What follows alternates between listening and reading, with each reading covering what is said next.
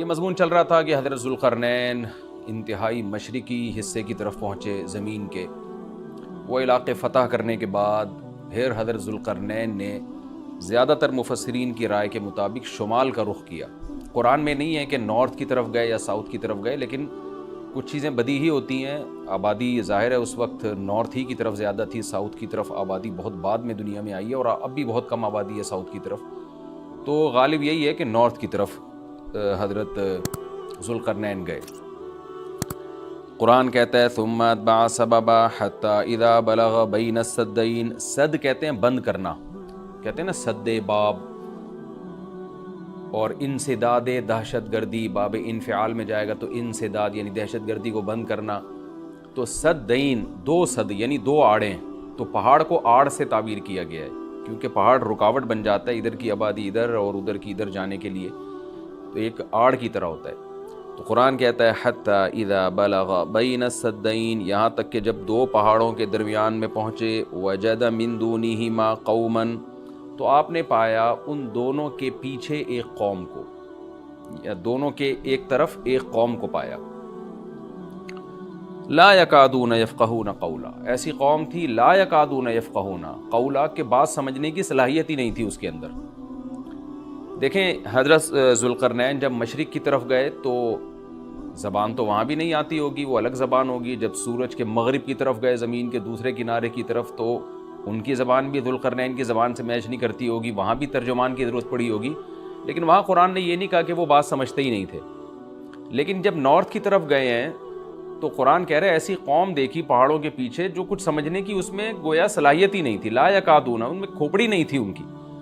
اس لیے زیادہ تر مفسرین اس طرف گئے ہیں کہ یہ کوئی وحشی قوم تھی۔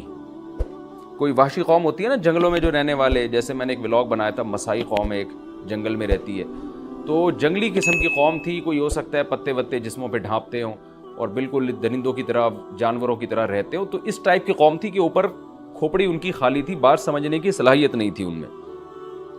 قالوا یا ذا القرنین، وہ ذوالقرنین سے آ کے کہنے لگے ان یاجوج و ماجوج مفسدون فی الارض، کیا ذوالقرنین آپ اللہ کے نیک بزرگ ہیں، آپ آئے ہیں اللہ سکھا رہے ہیں لوگوں کو، دین کی دعوت دے رہے ہیں، توحید کی دعوت دے رہے ہیں، تو ایک کام ہمارا کر دیں کہ ایک قوم ہے یاجوج اور ماجوج جس نے زمین میں فساد مچا کے رکھا ہوا ہے۔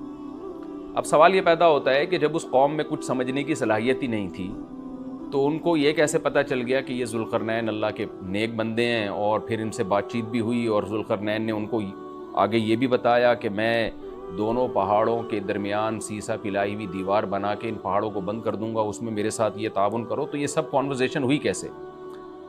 تو اس کا جواب آسان ہے، ظاہر ہے جتنی بھی بیوقوف قوم ہو کسی نہ کسی طریقے سے، اشاروں سے، ترجمان سے، مختلف طریقوں سے اس کو، تھے تو بہرحال انسان نا، کوئی گدھے گھوڑے یا کوئی بندر تو نہیں تھے انسان۔ تو قرآن کا منشا صرف یہ ہے کہ ان کے ساتھ ذوالقرنین کو سمجھنے اور سمجھانے میں بہت زیادہ پریشانی ہوئی، تو مقصد صرف یہ بتانا ہے کہ بہت ہی کوئی بیوقوف قسم کی قوم تھی۔ تو باقی قرآن پھر جو واقعے کی تکمیل کے لیے پھر بیچ میں بہت ساری چیزوں کو حذف کر دیتا ہے جو غیر ضروری ہوتی ہیں۔ اب عقل مند یہ بات سمجھ جائے گا کہ ذوالقرنین اور ان کے درمیان جو بات چیت ہوئی، اس میں حضرت ذوالقرنین کو بہت زیادہ مشکلات پیش آئیں، ان کی بات کو سمجھنے میں بھی اور سمجھانے میں بھی۔ تو آگے پھر قرآن جو ہے نا کہ جو ان کا جو بڑا مقصد تھا وہ بہرحال حاصل ہو گیا، وہ اشاروں سے ہوا ہو، وہ کوئی ترجمان کے ذریعے ہوا ہو، یا کسی بھی طرح سے ہوا ہو، تو حضرت ذوالقرنین نے بھی کوئی حل نکالا ہوگا نا کہ اس قوم کی بات کو سمجھنے کی ہم کوشش کریں، ان کو بہرحال دین کی دعوت دی ہوگی۔ تو اس اشکال کا جواب تو یہ ہے، کیونکہ قالو کا مطلب یہاں نہیں ہے کہ آئے انہوں نے ذوالقرنین کی زبان میں بات کرنا شروع کر دی، جو بھی اپنی زبان میں جس طرح سے بھی بات کی، چاہے اشارہ سے کی ہو یا ترجمان کے ذریعے کی ہو۔ دوسری بات یہ ہے کہ انہوں نے حضرت ذوالقرنین کی طاقت کا تو اندازہ لگا لیا تھا کہ یہ اتنے پاورفل ایک لشکر کے ساتھ آئے ہیں اور ان کے پاس اتنا اسلحہ ہے، اتنے گھوڑے ہیں، تو یہ ہنرمند ہیں۔ اور آگے ریکویسٹ انہوں نے اس لیے بھی کی کہ حضرت ذوالقرنین کی بزرگی کا بھی ان کو اندازہ ہو گیا۔ دیکھیے اللہ تعالیٰ نے انسان کی نیچر ایسی بنائی ہے کہ جو نیک لوگ ہوتے ہیں نا، ان کی تقوی اور للہیت کا، ان کی بزرگی کا غیر مسلموں پہ بھی اثر پڑتا ہے۔ ہندوستان میں علماء بتاتے ہیں کہ ہندو مسلمان بزرگوں کے پاس آیا کرتے تھے دعا کرانے کے لیے، اب بھی آتے ہیں۔ انڈیا کے بعض علماء نے ہمیں بتایا کہ ہمارے پاس ہندو بھی آتے ہیں اور کہتے ہیں ہمارے لیے دعا کریں اللہ تعالیٰ سے۔ کیونکہ ایک لاشعوری طور پر انسان کے ذہن میں یہ بات ہوتی ہے کہ بھئی یہ اللہ والا آدمی ہے. جیسے یوسف علیہ السلام جب جیل میں تھے تو غیر مسلم یوسف علیہ السلام کے پاس آئے اور کہنے لگے کہ آپ ہمیں خواب کی تعبیر بتائیں. سوال پیدا ہوتا ہے کہ بھئی وہ تو غیر مسلم تھے اور یوسف علیہ السلام نمازی پرہیزگار تھے, تو غیر مسلموں کو کیسے اندازہ ہو گیا کہ یہ خواب کی تعبیر بتائیں گے؟ اس کا جواب یہی ہے کہ لاشعوری طور پر اللہ نے دلوں میں ایک ہیبت ڈالی ہوتی ہے پرہیزگار لوگوں کی, ایک روب ڈالا ہوا ہوتا ہے اور ایک عظمت ڈالی ہوئی ہوتی ہے. تو یوسف علیہ السلام کے پاس آنے والے لوگوں کو یہ بات معلوم تھی کہ یہ عظیم انسان ہے اور یہ ان کو اللہ تعالیٰ وہ باتیں بتا دے گا جو ہمیں نہیں بتاتا, اللہ ان کو خواب کی تعبیر سمجھا دے گا, ہم نہیں سمجھ سکتے. تو یہ ایک لاشعور میں انسان کی ہوتی ہے یہ بات. اور بھی اس میں بہت ساری مثالیں ہیں, لیکن میں پھر وہ ہمارا یہ لیکچر جس کو ہم فوکس کر رہے ہیں وہ رہ جائے گا. تو ذوالقرنین کے ساتھ بھی یہی ہوا کہ وہ قوم جنگلی وحشی قسم کی تھی, لیکن ان کو طاقت کا بھی اندازہ ہو گیا اور بزرگی کا بھی اندازہ ہو گیا. پھر آ کے انہوں نے درخواست کی. طرز عمل سے یہ لگتا ہے کہ وہ قوم بھی مسلمان ہو گئی تھی, یعنی بغیر لڑائی کے اور بغیر کسی مناظرے بازی کے ذوالقرنین کا مذہب اس قوم نے بھی قبول کر لیا. تو کیا کہنے لگی حضرت ذوالقرنین سے, بھئی آپ ہمارا ایک کام کر دیں, آپ اتنے پاورفل آدمی ہیں, ان یاجوج و ماجوج مفسدون فی الارض. یاجوج ماجوج ایک قوم ہے جس نے زمین میں فساد مچا کے رکھا ہوا ہے, آئے دن قتل و غارت کرتے ہیں وہ, اور ہمارے پاس ان سے لڑنے کی طاقت نہیں ہے. فَهَلْ نَجْعَلُ لَكَ خَرْجًا, کیا ہم آپ کے لیے خرچ بنا سکتے ہیں؟ کچھ اجرت خرچ کہتے ہیں, خراج کا لفظ آپ نے سنا ہوگا, ٹیکس کو یا اجرت کو. تو ہم آپ کو کمیشن دیں گے اس کا, ہمارے پاس پیسہ بہت ہے, وسائل بہت ہیں, لیکن وہ ٹیکنالوجی ہمارے پاس نہیں ہے جو آپ کے پاس ہے. تو ہم دیکھ رہے ہیں آپ کو اللہ نے ایک بڑی قوت اور طاقت دی ہے, تو پیسہ ہمارے پاس بہت ہے, ہم آپ کو اس کی اجرت دیں گے. آپ نے یہ کرنا ہے کہ علا, اس بات پر ہم آپ کو اجرت دیں گے, تجعل بیننا و بینہم سدا, کہ آپ ہمارے اور ان کے درمیان ایک آڑ بنا دیں, ایک دیوار بنا دیں. کہ بہت بڑی دیوار بنانی پڑے گی اور پہاڑوں کو کہ اس خلا کو ختم کرنا پڑے گا. وہ قوم آ کے ہم پہ حملے کرتی ہے اور ہمارا بہت نقصان کرتی ہے, تو آپ ایک ایسی آڑ بنا دیں جو ہمارے بس میں نہیں ہے. قال ما مکنی فیہ ربی خیر, ذوالقرنین نے فرمایا میرے رب نے جو مجھے ٹھکانہ دیا ہے, طاقت دی ہے, وہ بہتر ہے. کیا مطلب؟ مجھے تمہاری اجرت کی ضرورت نہیں ہے, میرے پاس بہت وسائل ہیں. دیکھیں استغنا بہت بڑی نعمت ہے. سلیمان علیہ السلام کا بھی یہی انداز تھا. جب ملکہ سبا نے ہدیے دے کے بھیجا نا, تو سلیمان علیہ السلام نے بھی یہ فرمایا تھا, ما آتانی اللہ خیر مما آتاکم, مجھے جو اللہ نے وسائل دیے ہیں وہ تم سے بہت زیادہ ہیں. تو ایسے موقع پہ اس طرح کی بات کرنا یہ تکبر نہیں کہلاتا, بلکہ یہ عین شکر ہے کہ بھئی میں کیوں کسی سے مانگوں. آپ نے بعض دفعہ مالداروں کو دیکھا ہوگا, وہ یہ جملہ کہتے ہیں بھئی ہم کسی کے محتاج نہیں ہیں. تو اس جملے میں اگر اللہ کے شکر کی نیت ہے تو یہ اچھا جملہ ہے, اور اگر نیت ہے دوسرے کو نیچا دکھانا پھر یہ تکبر ہے. تو بعض وہمی لوگ کیا کرتے ہیں, کوئی بھی اس طرح کا جملہ زبان سے نکال دے تو فوراً اس پہ تکبر کا فتویٰ ٹھوک دیتے ہیں. یہ ٹھیک نہیں ہے. تو اس طرح کے جملے پیغمبروں سے بھی ثابت ہیں تو اور اہل اللہ سے بھی ثابت ہیں. حضرت ذوالقرنین نے فرمایا بھائی پیسوں کی مجھے ضرورت نہیں ہے, ما مکنی فیہ ربی, میرے رب نے جو مجھے وسائل دیے ہیں, خیرون, وہ بہت بہتر ہے. تم کیا دو گے مجھے, کتنے پیسے دے دو گے؟ ہاں مجھے افرادی قوت کی ضرورت ہے, کیونکہ اتنے بھاری بھرکم پتھر اٹھا کے پہاڑوں پہ لے کے جانا, لوہے کی پلیٹیں لے کے جانا, اس کے لیے افراد چاہیے, مزدور چاہیے, لیبر چاہیے. فَأَعِینُونِی بِقُوَّةٍ, تم مجھے میری مدد کرو قوت کے ساتھ. قوت چاہیے مجھے, پاور چاہیے, افرادی قوت چاہیے. یہاں قوت سے مراد ہے وسائل چاہیے, لیبر چاہیے, مزدور چاہیے. تو اجعل بینکم و بینہم ردما, میں تمہارے اور ان کے درمیان آڑ بنا دوں گا, دیوار بنا دوں گا. آتونی زبر الحدید, وہ قوت یہ چاہیے کہ دو تم مجھے لوہے کی پلیٹیں, یعنی اوپر چڑھانے میں میری مدد کرو ان کی. تو وہ افراد چاہیے ہمیں بہت بڑی تعداد میں جو لوہے کی پلیٹوں کو لے کے پہاڑوں کے اوپر چڑھیں, اور کوئی بھی اس وقت جو بھی طریقہ انہوں نے اختیار کیا ہوگا, ان پلیٹوں کو ہم دونوں پہاڑوں کے بیچ میں رکھیں گے. حتیٰ اذا ساوا بین الصدفین, یہاں تک کہ جب دونوں کنار, صدف کہتے ہیں پہاڑ کے کنارہ, دونوں کناروں کے درمیان ان لوہے کی پلیٹوں کو. اچھا یہاں بھی اندماج ہے, صنعت اندماج کا مطلب بہت سے واقعات قرآن بیچ میں حذف کر رہا ہے. تو ایسا ہی نہیں ہے کہ بنی بنائی پلیٹیں, انہوں نے کوئی اسٹیل مل تھی اور وہ پلیٹیں پہلے سے تیار رکھی ہوئی تھیں. ظاہر ہے ذوالقرنین نے کیا کیا, لوہا جمع کیا پہلے. حضرت ذوالقرنین نے کس قدر محنت لگی ہوگی, پہاڑوں کے درمیان بہت زیادہ لوہا چاہیے. تو کہاں کہاں سے پتہ نہیں کتنے مہینے کا یہ پروسیس ہوگا, کتنے سال اس پروجیکٹ میں لگے ہوں گے, کہاں کہاں سے لوہا جمع کیا ہوگا. ہو سکتا ہے زمین میں کھدائی کا کام شروع کیا ہو پہلے, کہ زمین سے لوہا نکالیں ہم, پھر اس لوہے کو گرم کر کے اس کو بھٹیوں میں گرم کر کے کیسے پلیٹوں کی شکل میں تبدیل کیا ہوگا. تو یہ کوئی آسان کام نہیں ہے, لیکن قرآن نے اس پورے واقعے کو حذف کر دیا اور مختصراً بیان کیا. آتونی زبر الحدید, جو لوہے کی پلیٹیں ہم نے تیار کی ہیں وہ لا کے دو. حتی اذا ساوا بین الصدفین, جب ان پلیٹوں کو دونوں پہاڑوں کے بیچ میں ایسے ایسے نصب کرنا شروع کر دیا. ایک پلیٹ آئے, پھر دوسری پلیٹ, پھر تیسری پلیٹ. یعنی اگر ایسے کر کے پلیٹ لگاتے تو یہ تو پلیٹ تو بہت ہلکی ہوتی, یاجوج ماجوج اس میں سوراخ کر دیتے یا کچھ بھی اس کو توڑ دیتے یا جلا دیتے, پگھلا دیتے بھٹی کے ذریعے, کچھ بھی کر سکتے تھے. تو پلیٹوں کو ایسے کر کے رکھا گیا کہ چوڑائی میں جو ہے وہ دیوار بنے.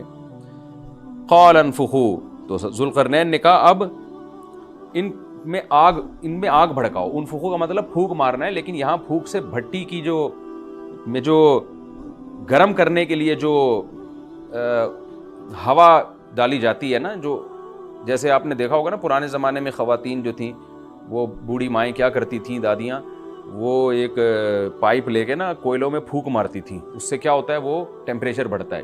آج بھی میں نے گاؤں دیہاتوں میں دیکھا ہے بھٹیوں میں کہ وہ ہوا کا پریشر بنانے کے لیے انہوں نے کچھ دیسی قسم کی مشینیں لگائی ہوئی ہوتی ہیں. ایک صاحب کو میں نے دیکھا کوئی سائیکل کا پہیے پہ پتہ نہیں کون سی مشین لگائی ہوئی ہے, اس سائیکل گھمائے جا رہے ہیں, ادھر سے ہوا نکل رہی ہے اور وہ لوہا پگھلنا شروع ہو گیا.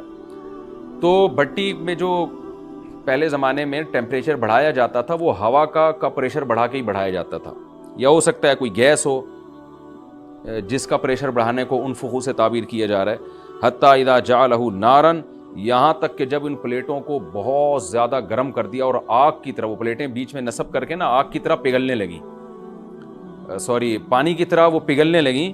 تو قال آتونی افرغ علیہ قطرہ, جب وہ گرم ہو گئی نا بہت زیادہ, تو پہلے سے تانبا پگھلا کے رکھا ہوا تھا.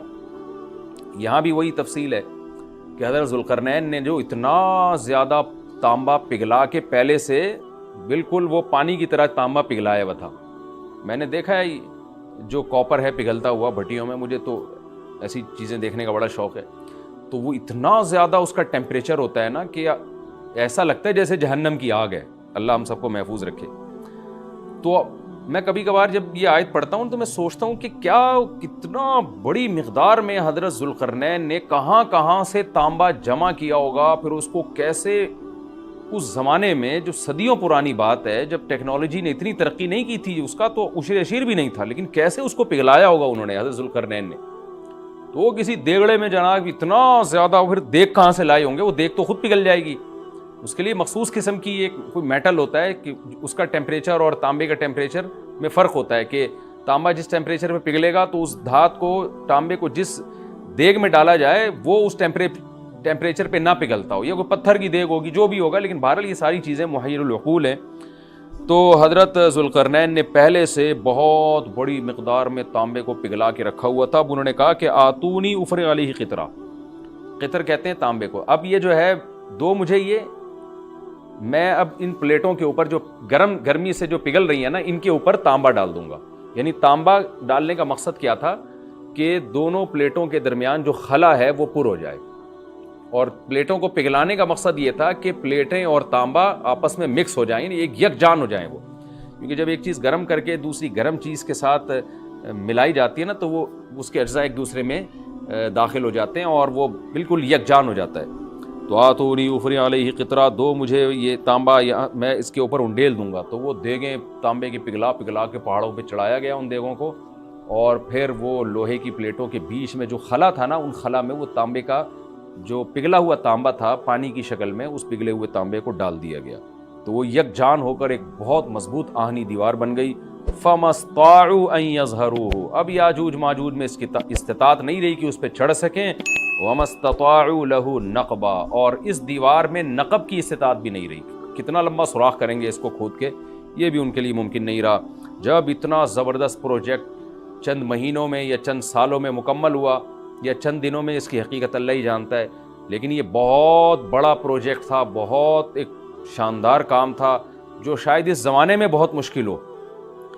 تو اس زمانے میں آپ سوچیں کہ کتنا مشکل ہوگا، لیکن ذوالقرنین نے جب اس پروجیکٹ کو مکمل کیا، قال ھذا رحمۃ من ربی، وہی بات، تکبر نہیں کیا کہ میرا کمال ہے، دیکھا اور پھر شو بازی شروع کی، نا نا نا نا نا، ھذا رحمۃ من ربی، یہ میری رب کی طرف سے رحمت ہے۔ لیکن سلیمان علیہ السلام بھی یہی الفاظ تھے نا جب تخت سامنے آ گیا، ھذا من فضل ربی، یہ میرے رب کا فضل ہے۔ تو انبیاء اور نیک لوگ، اللہ ان سے جب بھی کوئی عجیب کام لیتا ہے تو فوراً اللہ کی طرف نسبت کرتے ہیں، پھر وہ دنیا کی بے ثباتی بھی دکھاتے ہیں کہ انہی چیزوں میں پڑھ کے نہ رہ جانا۔ فوراً ذوالقرنین نے کیا کہا، فَإِذَا جَاءَ وَعْدُ رَبِّي، جب میرے رب کا وعدہ آئے گا نا، جَعَلَهُ دَكَّا، اللہ اس کو توڑ تاڑ دے گا۔ مطلب یہ دنیا کی ترقی ہے، یہ ہے فنا ہونے والی، دل لگانے کی چیز نہیں ہے۔ تو ایسا نہ ہو کہ اس سے دل لگانا شروع کر دو اور اسی میں بس کے رہ جاؤ اور اللہ کو بھول جاؤ اور اپنی ترقیوں پہ ناز کرنا شروع کر دو۔ فَإِذَا جَاءَ وَعْدُ رَبِّي، جب میرے رب کا وعدہ آئے گا، جَعَلَهُ دَكَّا، اسے توڑ تاڑ کے برابر کر دے گا۔ وَكَانَ وَعْدُ رَبِّي حَقًّا، اور میرے رب کا وعدہ سچا ہے۔ وعدے سے مراد کیا ہے؟ دونوں مراد ہو سکتے ہیں، یا تو قیامت مراد ہو سکتی ہے کہ قیامت میں سب چیزیں ہی ٹوٹ جائیں گی، یا جو احادیث میں آیا ہے کہ جب یاجوج ماجوج قرب قیامت میں ظاہر ہوں گے تو وہ دیوار ختم ہو جائے گی، یا تو وہ مراد ہے۔ وَتَرَكْنَا بَعْضَهُمْ يَوْمَئِذٍ يَمُوجُ فِي بَعْضٍ، اور ہم ان میں سے بعض کو، یعنی جو یاجوج ماجوج ہیں ان میں سے بعض کو، یومئذ، جس دن ایسا ہوگا، جس دن اللہ کا وعدہ آئے گا اور یہ دیوار ٹوٹے گی، یموج فی بعض، ہم ان کو ایسا کر دیں گے کہ یہ ایک دوسرے میں گھس رہے ہوں گے۔ یہ مضمون احادیث میں آیا ہے۔ دیکھیں قرآن میں اور احادیث صحیحہ میں جو یاجوج ماجوج اور اس دیوار کا ہمیں ملتا ہے نا، میں صرف اس کو آپ کے سامنے بیان کروں گا، باقی اس بارے میں ڈیٹیل میں آپ جائیں گے تو بہت کچھ آپ کو انٹرنیٹ پہ بھی مل جائے گا، مفسرین کی کتابوں میں بھی مل جائے گا، اور لوگوں کی اپنی اپنی تحقیقات ہیں، اپنے اپنے تبصرے ہیں، نہ میں ان تبصروں کو صحیح کہہ رہا ہوں نہ غلط کہہ رہا ہوں، کتابیں بھری ہوئی ہیں، وہ آپ جائیں پڑھیں اس کو۔ لیکن جتنی بات قرآن سے اور صحیح احادیث سے یاجوج ماجوج کے بارے میں ثابت ہوتی ہے، میں صرف اس کو آپ کے سامنے ابھی پیش کر رہا ہوں۔ پہلا عقیدہ تو یہ ثابت ہوتا ہے کہ یاجوج ماجوج ایک قوم ہے، انسان ہیں، وہ کوئی انسانوں کے علاوہ کوئی الگ مخلوق نہیں ہے، لیکن ہیں بڑے فسادی۔ دوسری بات، یہ بہت قدیم ہے، ذوالقرنین جب گئے تو اس سے پہلے کی یہ قوم ہے اور زمین میں پہلے سے فساد مچا رہی ہے، لیکن بہت زیادہ ان کی کثرت نہیں تھی جتنی کثرت قرب قیامت میں ہوگی، کیونکہ نسل ان کی بہت تیزی کے ساتھ بڑھ رہی ہے۔ تیسری بات یہ ہے کہ اللہ نے ان کو دنیا کے کسی حصے میں رکھ کے چھپا دیا ہے۔ چھپایا اس لیے ہے کہ ان کے ظاہر ہونے کا ایک ٹائم ہے، اور وہ ہے حضرت عیسیٰ علیہ السلام کا دور۔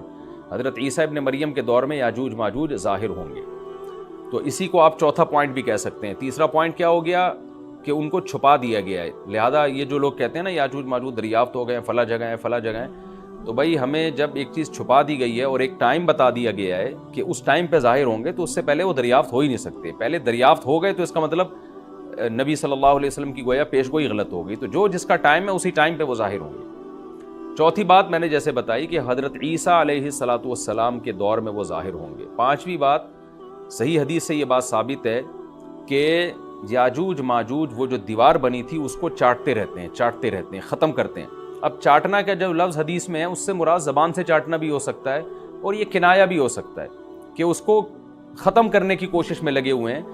اور ایسے چاٹنا، جب ہم کوئی چیز چاٹتے ہیں نا تو بہت تھوڑی تھوڑی وہ ختم ہوتی ہے، تو اتنی موٹی اتنی بڑی دیوار ہے کہ وہ انہوں نے اپنی اسٹرگل اور اپنی محنت نہیں چھوڑی ہے، تو وہ دیوار کو کسی نہ کسی طریقے سے گھسائی میں اس کے لگی رہتے ہیں۔ تو زبان سے بھی چاٹنا ہو سکتا ہے اور کسی اور طریقے سے اس کو ختم کرنے کی کوشش بھی مراد ہو سکتی ہے۔ اور حدیث میں آتا ہے کہ ایک دن آئے گا، وہ جب ختم ہونے والی ہوتی ہے نا تو وہ کہتے ہیں کہ ہم کل اس کو دوبارہ شروع کریں گے اور کل ہم اس کو ختم کر دیں گے، لیکن وہ اللہ تعالیٰ اپنی قدرت سے دوبارہ اس دیوار کو اتنا ہی موٹا کر دیتے ہیں جتنا ذوالقرنین نے کیا تھا۔ تو قرب قیامت میں جب حضرت عیسیٰ علیہ السلام کا ظہور ہوگا تو وہ یہ کہیں گے ہم انشاءاللہ اس کو کل ختم کریں گے۔ تو انشاءاللہ کا لفظ جب استعمال کریں گے، کیونکہ وہ قوم ہے کافر، وہ اللہ پہ اعتماد کرنا، اللہ پہ توکل کرنا یہ چیز نہیں ہے۔ جیسے کافر تو نہیں کہے گا نا اللہ نے چاہا تو وہ اللہ پہ یقین نہیں رکھتے، تو وہ جب اللہ کا نام لیں گے اور کہیں گے کہ اللہ نے چاہا تو ہم اس کو کل ختم کر دیں گے، تو پھر اسلام کی وجہ سے وہ دیوار ختم ہو جائے گی۔ اس کی مثال ایسے جیسے حدیث میں آتا ہے، پچھلی قوموں میں ایک نوجوان تھا جو جادوگر کے پاس بھی جاتا تھا اور راہب کے پاس بھی جاتا تھا، جس کا سورہ بروج میں تذکرہ ہے، والسماء ذات البروج میں۔ تو جب وہ نوجوان پکڑا گیا، وہ مسلمان ہو گیا تھا، بادشاہ نے اس کو بھیجا تھا جادوگر کے پاس کہ جادو سیکھے، لیکن وہ راہب کے پاس جاتا، عیسائیت سیکھی اس نے اور نیک مسلمان بن گیا۔ تو بادشاہ نے اس کو قتل کرنے کی حتی الامکان کوشش کی، مگر وہ قتل نہیں ہو پا رہا تھا۔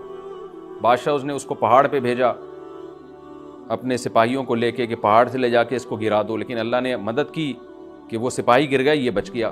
بادشاہ نے حکم دیا اس کو سمندر میں لے جا کے غرق کر دو، وہ سارے سپاہی غرق ہو گئے، یہ بچ گیا۔ تو کسی بھی طرح سے اس کی قتل کی کوششیں کامیاب نہیں ہو رہی تھیں، تو اس نے بادشاہ سے کہا کہ تو اگر مجھے قتل کرنا چاہتا ہے نا تو چوک پہ کھڑا کر کے تیر مجھے مار اور کہے کہ بسم اللہ ورب ھذا الغلام، اس نوجوان کے رب کے نام سے میں اس کو قتل کرتا ہوں، تو اللہ کا نام لے کے مجھے مارے گا تو میں قتل ہو جاؤں گا۔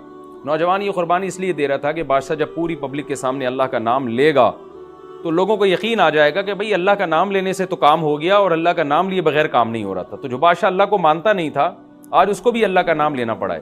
تو نوجوان نے یہ قربانی اس لیے دی کہ بادشاہ جب اللہ کا نام لے گا لوگوں کو اللہ کی ذات پہ یقین آئے گا اور لوگ مسلمان ہو جائیں گے، عیسائیت کو قبول کر لیں گے۔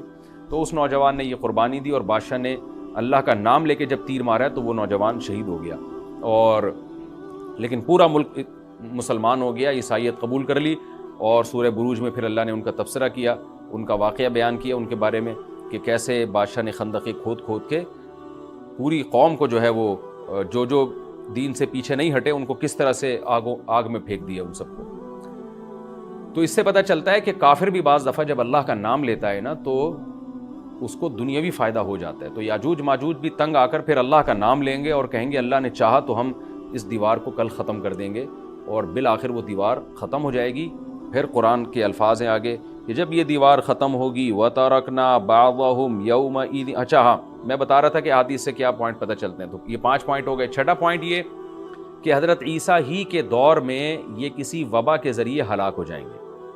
حضرت عیسیٰ علیہ الصلوۃ والسلام اتنے زیادہ ہوں گے کہ ان سے لڑنا ممکن نہیں ہوگا، جیسے کہ قرآن میں بھی آ رہا ہے وَتَرَكْنَا بَعْضَهُمْ يَوْمَئِذٍ يَمُوجُ فِي بَعْضٍ، ہم ان میں سے بعض کو بعض کے اندر گھسا دیں گے، اتنی کثرت سے ایک دوسرے میں، اب آبادی کی کثرت بہت ہوگی ان کی، گھسے ہوئے ہوں گے ایک دوسرے میں، یہ جیسے چیونٹیاں اور مکوڑے ہوتے ہیں، تو ان سے لڑنا ممکن نہیں ہوگا۔ تو حضرت عیسیٰ علیہ الصلوۃ والسلام لوگوں کو لے کے کوہ طور پہ چلے جائیں گے، اور باقی مسلمان وہ اپنے اپنے گھروں کے اندر بند ہو جائیں گے، اور پھر اللہ کی طرف سے ایک وبا آئے گی، اور اس وبا میں یہ سارے کے سارے ہلاک ہو جائیں گے۔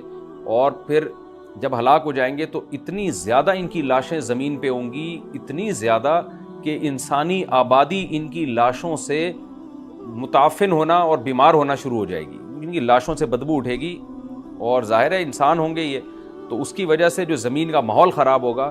پھر حضرت عیسیٰ علیہ الصلوۃ والسلام اللہ سے دعا مانگیں گے کہ اللہ تعالیٰ ان کو کسی طرح ٹھکانے لگائے، کوئی انتظام کرے۔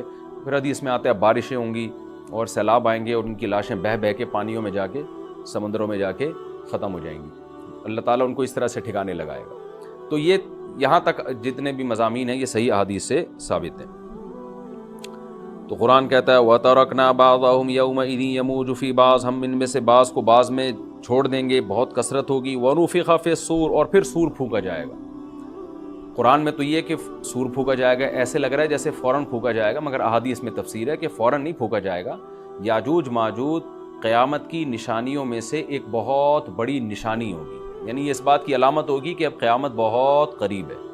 تو حضرت عیسیٰ ابن مریم علیہ السلام جب نازل ہوں گے، میں تھوڑی سی ترتیب بیان کر دیتا ہوں کہ جو کیونکہ بات یاجوج ماجوج کی چل رہی ہے تو اس سے منسلک جو واقعات ہیں جو اس دور میں ہوں گے وہ بھی میں اسی لیکچر کے ضمن میں بیان کر دیتا ہوں۔ ہمیں صحیح حدیث سے یہ پتہ چلتا ہے کہ قرب قیامت میں جب مسلمان بہت قسمہ پرسی میں ہوں گے تو خراسان سے لشکر اٹھے گا۔ خراسان یہ افغانستان اور ایران کا حصہ، اس علاقے کو نبی صلی اللہ علیہ وسلم کے دور میں خراسان کہا جاتا ہے، جس میں قندھار بھی آتا ہے، ایران کا بھی حصہ آتا ہے اس میں۔ تو یہاں سے لشکر اٹھے گا، مجاہدین لڑیں گے بہت بڑی تعداد میں، دنیا میں جہاد ہوگا، مسلمان ظلم کی چکی میں پس کے تنگ آ چکے ہوں گے، اور لڑتے لڑتے حدیث میں آتا ہے اتنی بڑی بڑی لڑائیاں ہوں گی کہ 1/3 مسلمان شہید ہو جائیں گے اس میں، 1/3 مجاہدین جو لڑنے والے ہوں گے، اور 1/3 جو ہوں گے وہ میدان جنگ سے بھاگ جائیں گے، اور 1/3 کو اللہ فتح عطا فرمائے گا۔ تو جو 1/3 میدان جنگ سے بھاگ جائیں گے، نبی صلی اللہ علیہ وسلم نے فرمایا ان کی توبہ کبھی قبول نہیں ہوگی۔ جو 1/3 شہید ہو جائیں گے وہ افضل ترین شہداء ہوں گے اس وقت کے، اور 1/3 کو اللہ تعالیٰ غلبہ عطا فرمائیں گے۔ ایک واقعہ تو ہمیں قرب قیامت میں نبی صلی اللہ علیہ وسلم سے یہ ملتا ہے صحیح حدیث سے۔ دوسرا ہمیں یہ ملتا ہے کہ قرب قیامت ہی میں مسلمان قسمہ پرسی کا شکار ہوں گے، تو تلاش کریں گے حضرت مہدی کو، کیونکہ حضرت مہدی وہ شخصیت ہیں جن پہ تمام نیک لوگ جمع ہو جائیں گے اور وہ مسلمانوں کی میدان جنگ میں کمانڈ کریں گے، جہاد میں کمانڈ کریں گے۔ تو ان کو بیت اللہ میں تلاش کیا جائے گا، وہ رسول اللہ صلی اللہ علیہ وسلم کی اولاد میں ہوں گے، اور لوگ ان کو پہچان لیں گے، اہل اللہ پہچان کر ان کو اپنا امیر بنائیں گے، اور ان کی قیادت میں پھر لڑائی اور جہاد شروع ہوگا۔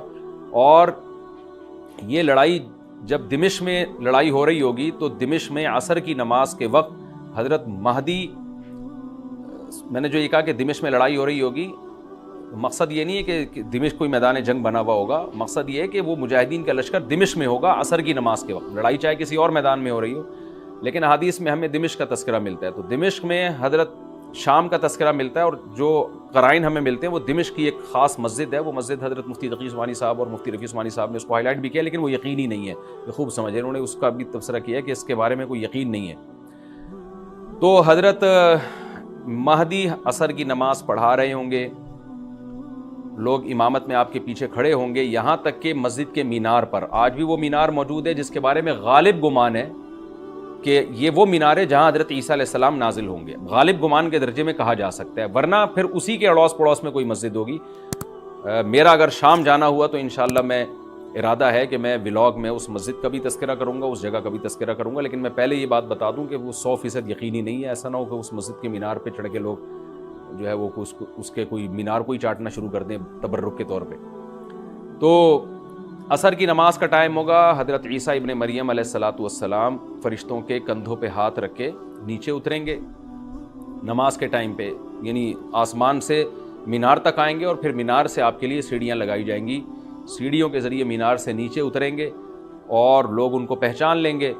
حضرت مہدی ان کو امامت کے لیے آگے کریں گے کہ آپ اللہ کے ایک پیغمبر ہیں، آپ نماز پڑھائیے، حضرت عیسیٰ علیہ السلام انہی کو آگے رکھیں گے، اور اس طرح کا مفہوم ہے حدیث میں کہ اللہ نے اس کام کے لیے آپ کو ہی منتخب کیا۔ کیا مطلب یہ امامت اس امت کا حق ہے؟ تو حضرت عیسیٰ ابن مریم علیہ الصلاۃ والسلام کا جو کام ہوگا وہ جہاد ہے، اور یہودیوں سے انتقام لینا، کیونکہ یہودیوں نے اپنے خیال میں حضرت عیسیٰ کو قتل کیا تھا، تو اللہ نے یہودیت ہی کے خاتمے کے لیے اور دجال کے خاتمے کے لیے عیسیٰ ابن مریم کو نازل کیا ہے۔ حضرت مہدی سے پہلے ہی دجال ظاہر ہو چکا ہوگا۔ دجال کے بارے میں حدیث میں آتا ہے کہ ہر پیغمبر نے اپنی امت کو دجال کے فتنے سے ڈرایا ہے۔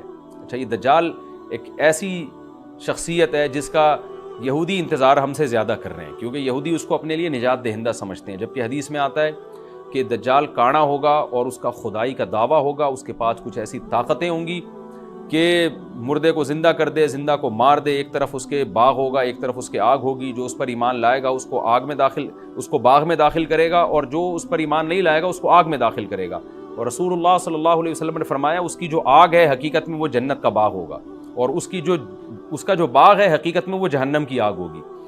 تو جو نبی کی باتوں پہ یقین کرتے ہیں وہ دجال کے فتنے سے محفوظ رہیں گے۔ اور حدیث میں سورہ کہف کی بھی تلاوت کا حکم ہے، جمعے کے دن جو کہف کی تلاوت کرتا ہے اللہ اس کو دجال کے فتنے سے محفوظ رکھتا ہے۔ اب آپ دیکھیں یہ سورہ کہف میں ہی قیامت کی علامات کا تذکرہ ہے نا، تو شاید اسی وجہ سے کیونکہ جو سورہ کہف پڑھتا رہے گا وہ یاجوج ماجوج کے واقعات بھی پڑھتا رہے گا اور اللہ کی قدرت کے واقعات بھی پڑھتا رہے گا، تو دجال کے فتنے سے اللہ اس کو اس برکت سے بچا کے رکھیں گے، فتنے سے محفوظ رکھیں گے۔ تو وہ ایسی طاقتیں دکھائے گا، بے وقوف لوگ اس پہ ایمان لے آئیں گے۔ حدیث میں آتا ہے کہ کانا کبھی بھی خدا نہیں ہو سکتا، یعنی اس کی تو ایک آنکھ ہوگی نہیں، لیکن بے وقوف لوگ اس کے یہ کچھ ظاہری کمالات دیکھیں گے، یہ نہیں دیکھیں گے کہ یہ تو شکل بھی اس کی اچھی نہیں ہے، یعنی خدا کم از کم جمال والا ہوتا ہے نا، یہ تو ہے بھی کانا، اور اس کے بڑا بڑا کافر بھی لکھا ہوا ہوگا واضح طور پر جس سے پتہ چلے گا۔ لیکن احمق اور بیوقوف لوگ جیسے روحانی عامل کو کچھ شعبدے دیکھ کر ان پہ سے متاثر ہو جاتے ہیں نا، روحانی عاملوں کے شعبدے دیکھ کے، تو ایسے ہی دجال کے شعبدے دیکھ کے متاثر ہوں گے۔ تو بہت لوگوں کو، خلقت کو، بہت بڑی امت کو گمراہ کرے گا دجال، اہل اللہ کو اللہ تعالیٰ اس کے فتنے سے محفوظ رکھے گا۔ پھر حضرت عیسیٰ ابن مریم جب نازل ہوں گے تو وہ دجال کو قتل کریں گے۔ حدیث میں آتا ہے کہ نیزے کے ذریعے گھوڑے پہ بیٹھ کے قتل کریں گے۔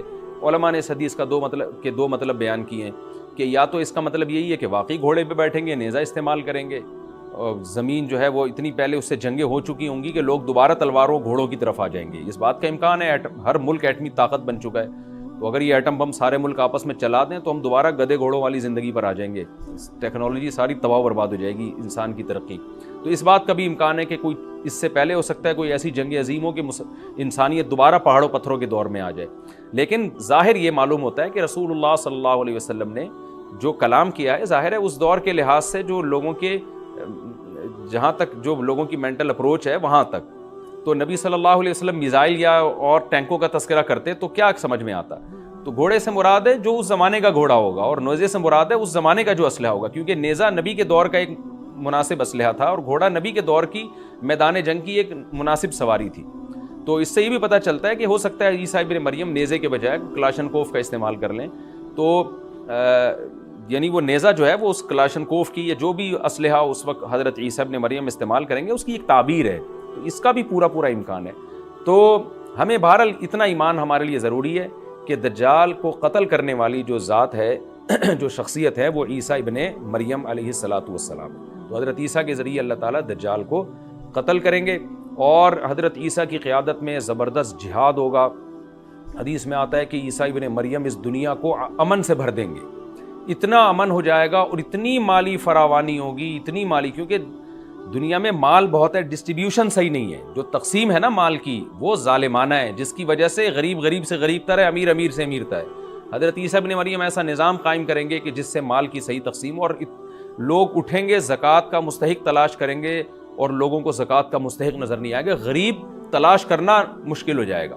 یعنی ایک آدمی، حدیث کا مفہوم ہے کہ زکوٰۃ لے کے گھومتا رہے گا اور اس کو کوئی غریب نہیں ملے گا، اتنی مالی فراوانی ہو جائے گی۔ پھر ترمذی کی روایت میں آتا ہے کہ اللہ کی طرف سے برکتیں ایسی نازل ہوں گی کہ بڑے بڑے انار پیدا ہوں گے، بڑے بڑے انگور پیدا ہوں گے، زمین اپنی برکتیں کھول دے گی، اور حضرت عیسیٰ علیہ السلام خنزیر کو بھی دنیا سے ختم کر دیں گے، خنزیر کی نسل کو ختم کر دیا جائے گا، وَيَضَعُ الْجِزْيَةَ، اور جزیہ کا نظام ختم، اما الاسلام و اما السیف، یا تو تلوار یا اسلام، اس کے علاوہ نہیں۔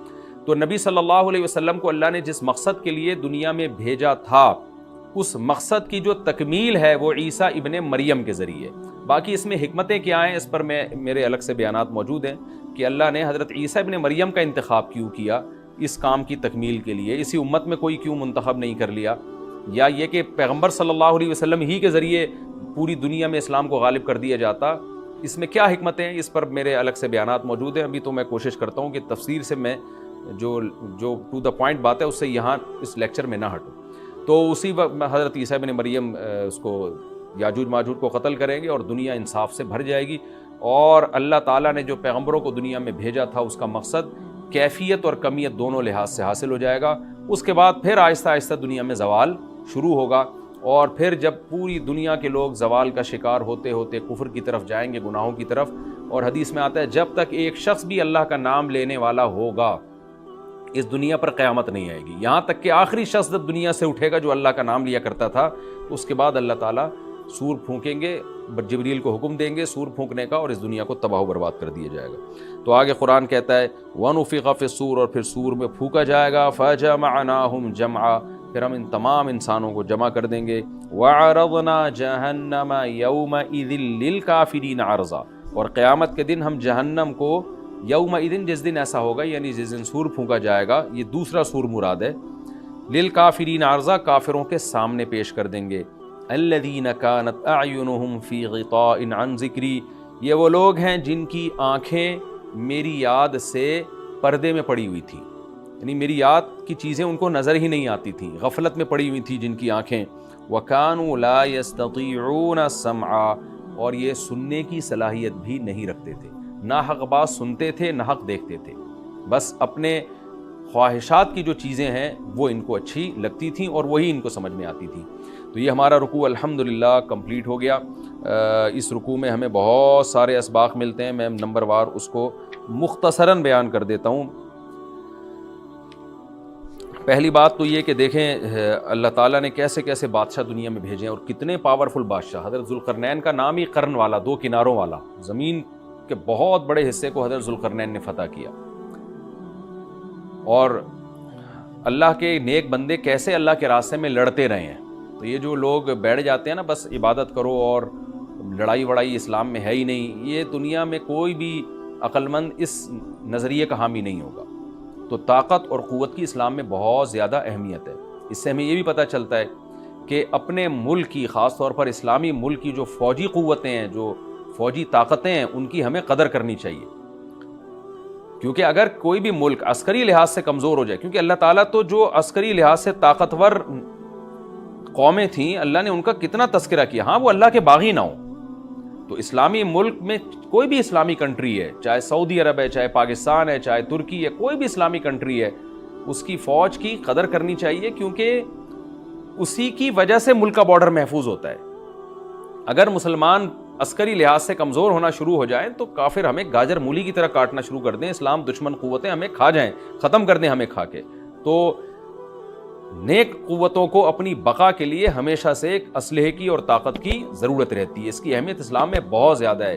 موسیٰ علیہ الصلوۃ والسلام کے بعد کتنے بڑے بڑے جنگی کمانڈر پیدا ہوئے. ذوالقرنین کا اللہ نے کیسا تذکرہ کیا. ذوالقرنین کی عبادت کا کہیں بھی تذکرہ نہیں، حالانکہ وہ بڑے عبادت گزار بھی تھے. داؤد علیہ السلام کی عبادت کا تذکرہ بھی ہے، ان کی تلوار اور طاقت کا تذکرہ بھی ہے. تو اللہ تعالیٰ جہاں عبادت کا تذکرہ کرتے ہیں تو طاقت اور قوت کا بھی تذکرہ کرتے ہیں. اس سے عسکری لحاظ سے اپنے آپ کو مضبوط کرنے کی اہمیت کا ہمیں پتہ چلتا ہے کہ اسلام میں اس کی بڑی اہمیت ہے. کسی بھی اسلامی ملک کی فوج کا مورال کسی بھی لحاظ سے ڈاؤن نہیں ہونا چاہیے، اور عسکری لحاظ سے وہ کسی بھی لحاظ سے کمزور نہیں ہونی چاہیے. اور اس کو چاہیے کہ اعدوا لهم ما استطعتم من قوہ پر عمل کرے، کہ قرآن کہہ رہا ہے روز بروز اپنی طاقت اور قوت میں اضافہ کرنے کی کوشش کرو. اس سے مسلم قوم کو کبھی بھی غافل نہیں ہونا چاہیے، اور کوئی بھی ایسا کام جس سے مسلمان قوتیں اور طاقتیں کمزور ہونا شروع ہو جائیں، اس کام سے ہمیں بچنا چاہیے. دوسری بات ہمیں یہ پتہ چلی کہ اللہ تعالیٰ نے اہل اسلام کے ذمے پوری دنیا کی ذمہ داری لگائی ہے، کسی ایک ملک کی نہیں. جتنے بھی پیغمبر آئے ہیں جب وہ دنیا فتح کرنا شروع کی ہے تو کہیں رکے نہیں ہیں وہ کہ بھئی یہاں تک، اس سے آگے نہیں جانا. ان کی صلاحیت ہی ختم ہو گئی ہو، وسائل ہی ختم ہو گئے ہوں تو الگ بات ہے. تو پوری دنیا ہے جس میں اللہ کے دین کو غالب کرنا ہے. اب اس کا طریقہ کیا ہوگا؟ ظاہر ہے جو جس زمانے میں سوٹیبل طریقہ ہو وہ اختیار کیا جائے گا. تو حضرت ذوالقرنین پہلے انتہائی مشرق کی طرف گئے ہیں، جہاں سورج نکلتا ہے تو وہاں سے جہاں سے آبادی شروع ہو رہی ہے، اور ان کا خیال تھا کہ اب آگے آبادی نہیں ہے تو پھر جا کے اسٹاپ کیا ہے. مغرب میں بھی ایسے ہی، شمال میں بھی ایسے ہی. تو ہمیں جب دیکھتے ہیں کہ جب صحابہ کرام نے دنیا فتح کرنا شروع کی ہے تو ہمیں مسلمان کمانڈروں میں بھی ایسے واقعات ملتے ہیں کہ وہ علاقے فتح کرتے کرتے سمندر کے کنارے پہنچے اور انہوں نے سمندر کو دیکھ کے کہا کہ تیرے آگے بھی آبادی ہوتی نا تو ہم اللہ کا کلمہ وہاں بھی بلند کرتے. یہ دور تھا مسلمانوں کا، اور یہ عیسیٰ ابن مریم دوبارہ پھر وہی کریں گے، پوری دنیا کو فتح کریں گے. تو حضرت ذوالقرنین کے اس واقعے سے پتہ چلتا ہے کہ پوری دنیا کی ذمہ داری اللہ نے ہمیشہ سے اہل اللہ پہ لگائی ہے، اور وہ پوری دنیا میں اللہ کے دین کو غالب کرنے کی کوشش میں ہمیشہ سے لگے رہے ہیں. تیسری بات ہمیں پتہ چلتی ہے کہ اسباب اور وسائل کی اہمیت. حضرت ذوالقرنین نے جب اتنا پہاڑوں کے بیچ میں اتنا یعنی لوہے کی پلیٹیں لگا کے، تانبا پگھلا کے آہنی دیوار بنائی ہے تو خوش ہوئے ہیں. ھذا رحمت من ربی، یہ میرے رب کی رحمت ہے. تبھی تو اللہ کا شکر ادا کیا نا، خوشی پہ شکر ادا کیا جاتا ہے. تو اس سے یہ بھی پتہ چلتا ہے کہ سائنس اور ٹیکنالوجی، دیکھیں یہ کام ٹیکنالوجی کے بغیر ممکن نہیں تھا. تبھی تو اس قوم نے کہا نا ذوالقرنین سے کہ ہم پیسے آپ کو دیں گے، لیکن ہمارے پاس وہ وسائل نہیں ہیں، وہ ٹیکنالوجی نہیں ہے ہمارے پاس. اور بظاہر ایسا لگتا ہے کہ ان کے پاس لوہا بھی تھا، تانبا بھی تھا، کیونکہ حضرت ذوالقرنین اب یہ تو نہیں ہے نا کہ زمین کے مشرق کی طرف دوبارہ لوہا جمع کرنے گئے ہوں تو وہیں سے جو کچھ ہوگا نکالا ہوگا. تو وسائل اس قوم کے پاس تھے، ٹیکنالوجی نہیں تھی کہ اس لوہے کو اور اس تانبے کو پگھلا کے دونوں پہاڑوں کے بیچ میں پلیٹیں کیسے بنانی ہیں اور ان کو کیسے ان کے بیچ میں تانبا کر کے کہانی دیوار بنائی ہے. یہ ٹیکنالوجی ان کے پاس نہیں تھی. تو اس سے ہمیں ٹیکنالوجی کی ویلیو کا بھی پتہ چلتا ہے. آج مسلمان اس میں بھی بہت پیچھے چلے جا رہے ہیں اور اس کو مذہب سمجھنا شروع کر دیا ہے. یہ بات بھی غلط ہے. حضرت ذوالقرنین نے اتنی طاقت اور قوت کا استعمال کیا اور اتنے زبردست طریقے سے اس وقت جو بھی اس سوٹیبل ٹیکنالوجی تھی اس کا استعمال کر کے دو پہاڑوں کے بیچ کے راستے کو بند کر دیا اور اس پہ خوشی منائی حضرت ذوالقرنین نے. یہ نہیں کہا کہ بھئی اس سے کچھ بھی نہیں ہوتا، اصل میں تو بس انسان کو چاہیے کہ وہ اللہ اللہ کیا کرے بیٹھ کے، اور یہ کیا اللہ سے بس مدد مانگو، اللہ ہی. یاجوج ماجوج کے بارے میں ان کو کہہ دیتے ذوالقرنین کہ تم سب رات کو تہجد میں اٹھ کے دعائیں مانگو، اللہ یاجوج ماجوج سے تمہیں بچا لے گا. نہ حضرت ذوالقرنین نے کہا دعائیں بھی مانگو، یقیناً حکم دیا ہوگا دعائیں مانگنے کا، لیکن ہم پورے اسباب اور وسائل استعمال کریں گے، لوہے کی پلیٹیں بنائیں گے، تانبے کو پگھلائیں گے، اوپر چڑھائیں گے اور اس طرح سے پوری مضبوط دیوار بنائیں گے. آج مسلمان ہاتھ پہ ہاتھ رکھ کے بیٹھ گیا ہے اور وظیفوں میں اور جو ہے بس وہ چند صبح و شام کے وظیفے پڑھ کے وہ سمجھتا ہے کہ ساری دنیا کے سارے مسائل کا حل اس سے ہو جائے گا. ایسا نہیں ہے، آپ کو بہت زیادہ ترقی کرنی ہے، بہت زیادہ اسباب و وسائل میں آپ کو غیر مسلموں سے آگے نکلنا ہے، جیسے کہ قرون اولیٰ کا مسلمان نکلا تھا، تبھی اللہ نے اس کے لیے دنیا میں فتوحات کے دروازے کھولے تھے۔ تو اللہ ہمارے لیے فتوحات کے دروازے جبھی کھولے گا جب ہم عبادت کے ساتھ ساتھ سائنس اور ٹیکنالوجی کے میدان میں بھی آگے بڑھنے کی کوشش کریں، اور ہمیں قرب قیامت کی علامتیں بھی اس رکوع میں پتہ چلتی ہیں۔